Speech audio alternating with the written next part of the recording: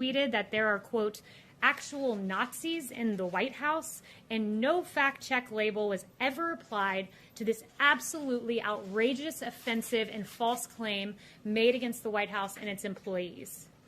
But let's judge Twitter based on their actions, not based on the words of its top employees, and its actions are no better.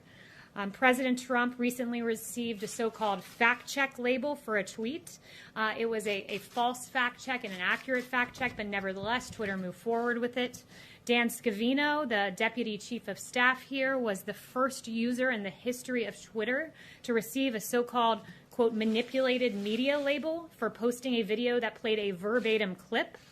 It is no coincidence that these two unbelievable interventions by Twitter were targeted against the President of the United States and one of the President's top advisors. This is bias in action. And while big tech is quick to censor the President, quick to censor some of his top employees, they are very reluctant, it seems, to label some of the actions by Chinese officials, some of the misinformation that has been spread by China.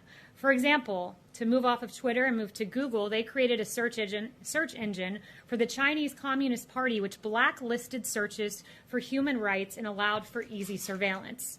Facebook and Twitter have both taken paid advertising that spread disinformation about China's mass imprisonment of religious minorities, and Twitter has allowed Chinese officials to use its platforms to spread misinformation about the coronavirus, undermine the pro-democracy protests in Hong Kong, and more. And then back in March, a Chinese official began spreading a conspiracy theory on Twitter, an egregious one, that our U.S. military was responsible for the spread of the coronavirus. And that tweet, that disinformation, it took all the way until today when we raised concerns about it to get a fact check. So they appear to be very hastily eager to censor President Trump and some of his employees, but a little reluctant when it comes to China. It's a bit befuddling.